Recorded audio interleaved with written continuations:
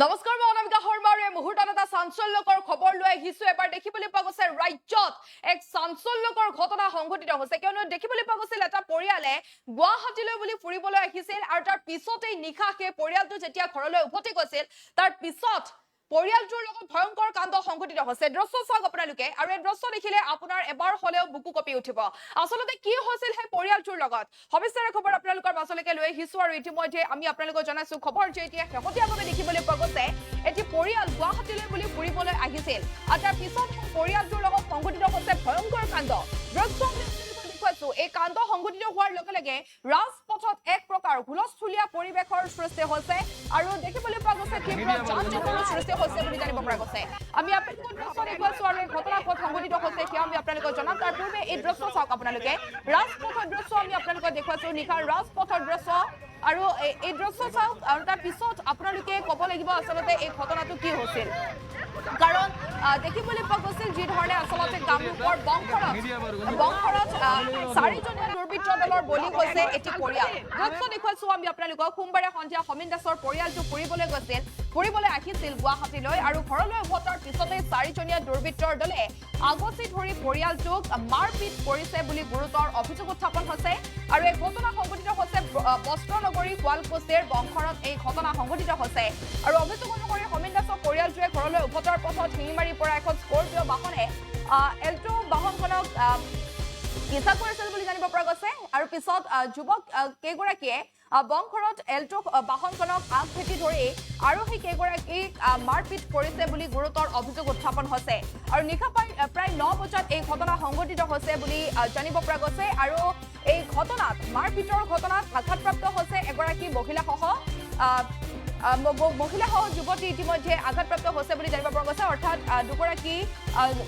দুগৰাকী মহিলা আঘাতপ্ৰাপ্ত হৈছে বুলি জানিব পৰা গৈছে আৰু এই ঘটনাই বৃহত্তৰ শুৱালকুছি অঞ্চলত এক প্ৰকাৰ চাঞ্চল্যৰ সৃষ্টি কৰিছে দৃশ্য দেখুৱাইছো আৰু পিছত ভুক্তভোগী পৰিয়ালটোৱে ঘটনা সন্দৰ্ভত শুৱালকুছি থানাত এজাহাৰ দাখিল কৰিছে এম্বিয়েন্সৰ জৰিয়তে প্ৰথমে কিছু দৃশ্যাংশ আপোনালোকৰ মাজত লৈ আহিছো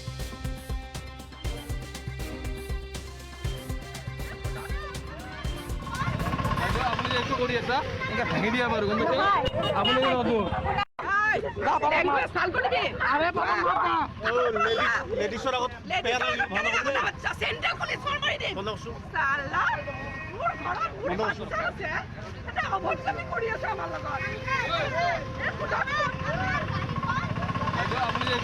আৰু এয়া দেখিবলৈ পোৱা গৈছে কামৰূপৰ বংশৰত চাৰিজনীয়া দুৰ্বৃত্ত দলৰ বলি হৈছে এটি পৰিয়াল আৰু সোমবাৰে সন্ধিয়া সমীন দাসৰ পৰিয়ালটো যিহেতুকে গুৱাহাটীলৈ বুলি ফুৰিবলৈ আহিছিল আৰু ঘৰলৈ উভতাৰ পিছতেই চাৰিজনীয়া দুৰ্বৃত্তৰ দলে আগচি ধৰি পৰিয়ালটোক মাৰপিট কৰিছে বুলি গুৰুতৰ অভিযোগ উত্থাপন হৈছে আৰু এই ঘটনা সংঘটিত হৈছে বস্ত্ৰনগৰী শুৱালকুছিৰ বংশৰত আৰু অভিযোগ অনুসৰি সমীন দাসৰ পৰিয়ালটোৱে ঘৰলৈ উভতাৰ পথতেই শিঙিমাৰীৰ পৰা এখন স্কৰপিঅ বাহনে অৰ্থাৎ AA01BU0012 নম্বৰৰ বাহনখনে এল্টো বাহনখনক প্ৰথম অৱস্থাত পিছা কৰিছিল আৰু তাৰ পিছতেই যুৱক কেইজনে বংশৰত এল্টো বাহনখনক আগভেটি ধৰি আৰোহী কেইজনক মাৰপিট কৰিছে বুলি গুৰুতৰ অভিযোগ উত্থাপন হৈছে আৰু এই ঘটনাত বৃহত্তৰ শুৱালকুছি অঞ্চলত তীব্ৰ চাঞ্চল্যৰ সৃষ্টি কৰিছে পিছত ভুক্তভোগী পৰিয়ালটোৱে ঘটনা সন্দৰ্ভত শুৱালকুছি থানাত এজাহাৰ দাখিল কৰিছে আৰু এজাহাৰৰ ভিত্তিত চাৰিজনীয়া দুৰ্বৃত্ত দলৰ হেমেন বৈশ্য আৰু জ্যোতিষ্মান কাশ্যপক শুৱালকুছি আৰক্ষীয়ে আটক কৰিছে বুলি জানিব পৰা গৈছে দৃশ্য দেখুৱাইছো নিশাৰ ৰাজপথত এক প্ৰকাৰ চাঞ্চল্য পৰিৱেশে বিৰাজ কৰিছে আমি আপোনালোকৰ দৃশ্য দেখুৱাইছো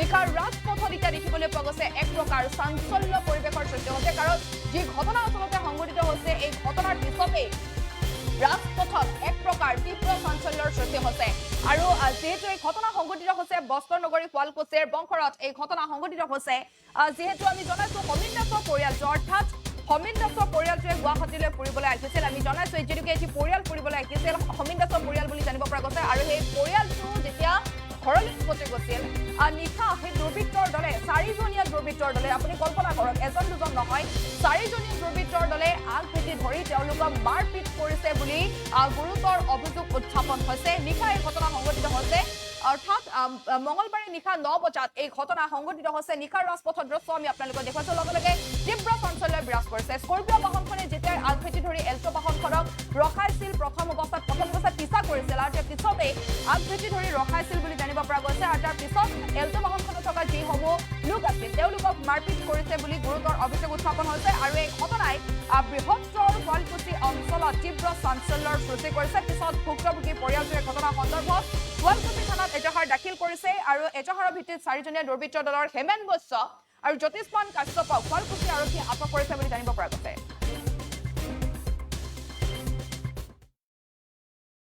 কালি মানে আমি সামাৰ ভেকেশন কাৰণে ফুৰিবলৈ গৈছিলো।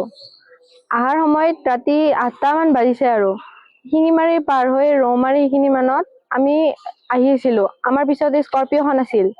বৰষুণ বহুত দি আছিল, সেইকাৰণে আমাৰ ইমান জোৰত অহা নাছিল। সিহঁতে আমাৰ পিছত আছিল কাৰণে মানে সিহঁতে আগবাঢ়ি যায় আৰু সিহঁতে বহুত হৰণ টিপিছে, মানে থাকিব নোৱাৰা কৰিছে। তাৰে পিছত আমাক অভাৰটেক কৰি গ'ল। যোৱাৰ পিছত সিহঁতেও নিজে যোৱা নাই, আমাকো যাব দিয়া নাই। সিহঁতে মানে আগত নাচি আছে আমাৰ মানে গাড়ীখন, ইফালে যাব দিয়া নাই সিফালে যাব দিয়া নাই। তাৰপিছত মাজতে ব্ৰেক মাৰি দিয়ে, লাগে আৰু আমাৰ গাড়ীখনৰ লগত। তাৰে পিছত আমি ইফালেদি যাই থাকোঁতে সিহঁতে খিৰিকীখন খুলিছে, যোনে চলাই আছিল সেই ল'ৰাটো মিডিল ফিংগাৰ দেখাইছে আমাক।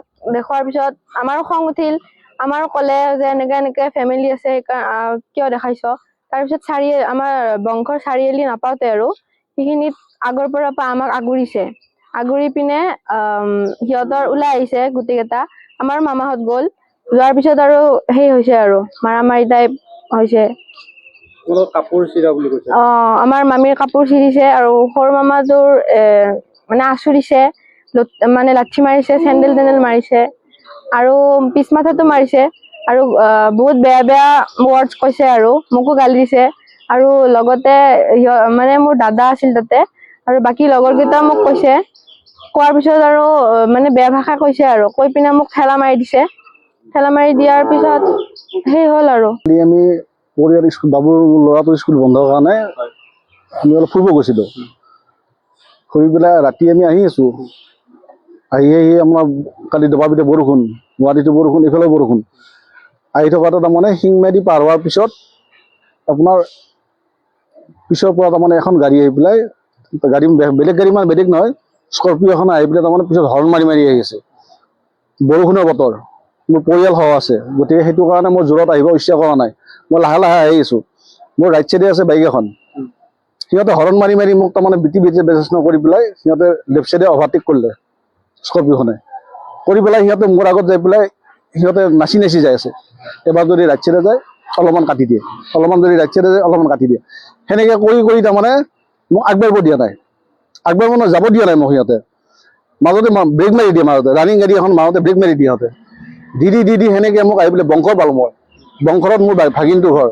ভাগিনটোক মই ঘৰত থ'ব যাওঁতে মই ৰাইট চাইডে ৰং টাৰ্ণ কৰি পেলাই থ'ব গ'লোঁ। মই থ'ব যাওঁতে সিহঁতে কি কৈছে, লেফ্ট চাইডৰ পৰা আহি পেলাই আৰু অভাৰটেক কৰি আহি আগত পাতি দিছে গাড়ীখন। সিহঁতৰ গাড়ীখন পাতি পেলাই গাড়ীখনৰ পৰা মোটামুটি 4-5জন ল'ৰা আহিছে। আহি পেলাই বিৰাট ধমকি আৰু মোক কৈছে গাড়ী চলাব আহিছে, কিবা কৰিব আহিছে, বিৰাট ধমকি।